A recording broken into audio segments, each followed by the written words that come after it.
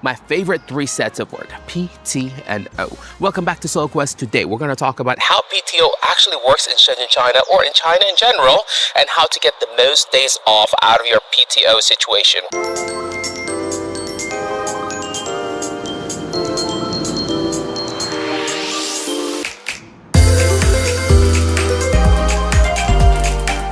Alright, welcome back, adventurers. For new viewers out there, my name is Soul Quest. I've been living and working in China for about 6 years so far. As you can see here from my two balding spots and my wrinkles right here, these are all from the cortisol level that I exude from all the adventure and stresses that I've experienced. I don't want the same thing to happen to you. I want your skin to stay smooth and stay youthful.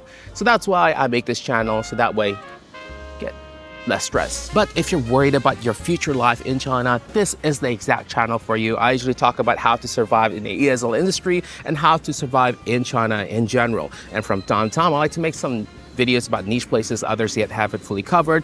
If you're interested in that, you can click on the 3 buttons down below. And if you did click on the 3 buttons down below, like, subscribe, and share, my boys and I will forever be truly grateful to you, because these are the only type of food that we consume. Like, subscribe, and share. With that out of the way, let's continue on to the video. All right, the quick answer is PTO is the same as it is as around the world, but there's just a bit of a minor difference. Now, first of all, of course, you can take the day off or either take straight up cash. But the only major difference in an ESL English teacher in China business is that there must be one expat teacher in the office at all time in most of this ESL training center.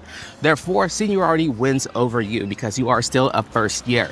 Now, the other major difference is that I understand the contract, it says that you can take your PTO any time of the day, anytime you want. But the thing is, you still have to ask for manager's permission. If the managers refuse, it is what it is. You kind of just have to take the bullet and bite it and take another day off. But if you'd like to know more on how to strategically plan your PTO better so you can get more days off, continue on to the video. All right, first, who gets the PTO? Does a public school English teacher in China have PTOs? Technically, no. In most contracts that I've read and I've experienced, don't have PTO. We only have sick days and emergency days if you do call in for work. But as for sick days, officially, I think most of the time, 2 to 3 days of sick days. If it's more than that, it actually gets docked off from your pay. 1 second. Mosquitoes. But fortunately, for some private schools, I've heard they do have some PTO, not much, like from 3 to 5 days. And I'm only assuming this because this is a private company. You can bend the rule a bit because it is their rule, it is their company.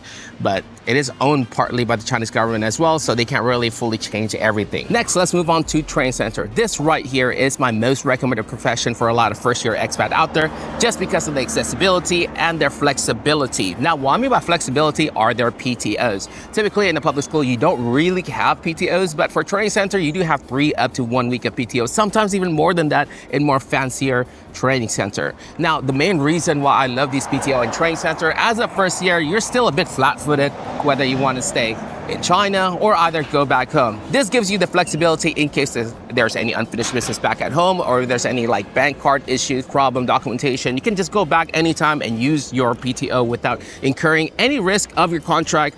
Comparison back in the school, you do have a risk if you do miss any days off. For example, if you are in a school and you have any documentation problem, you have to go back home for 3 days, it might actually risk your contract because they see you as lazy or incompetent, etc. like that. But as for these training centers, you can use your PTO and it's not much of a big deal because it is your PTO. Now, of course, it's not all sunshine and rainbow when it comes to these training centers PTO. Seniority wins over every first-year expat in China. Now, for example, if a senior actually asked for a PTO before you, they would prioritize them over you first. I understand in the contract it says that you're able to take your PTO anytime you want, but most of the time they do need one foreign teacher to be in the ESL training center at all times in case there's any new student coming in. They need to test which class that one student needs to be in, or either they just need it for decoration purposes. Now, a good example of that, if you already asked for a PTO on winter and you're contesting with another senior, they'll pick that senior over you first. Unless if you already pre-planned the whole thing and you already asked the management 1 month in prior, then yes, you can still win over the senior. But if you are competing with each other, for example, you're taking the 1 week PTO before summer or after summer or in any of the national holidays, then the senior wins over you.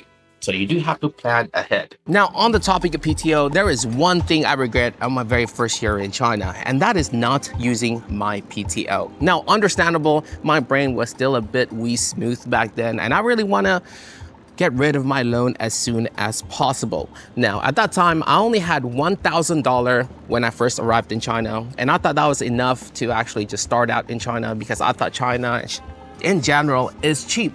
But we're talking about Shenzhen here. The deposit for these apartments are kind of hefty. It was 3 months at that time because I was still a bit of a smooth brain and not able to negotiate well. And you know what? It is what it is. So I had to take $1,000 loan from the company for my extra first month in China. Because the thing is, on my very first month in China, I barely got any money because we haven't yet started teaching, and I came in half of the month, and your actual paycheck doesn't come in until the next month, which is very, very harsh for a lot of first year expat out there. So the only option is to actually just borrow money from the company, which really sucks. So my brain thinks, hey, what if we just cash in this PTO for straight up cash? And at that time, we had KPI every 4 months. So in this KPI situation, I actually got my first PTO and actually a bit of extra cash and money. And my idea is not actually using this PTO and just put it on straight up cash so I can pay the loan as soon as possible.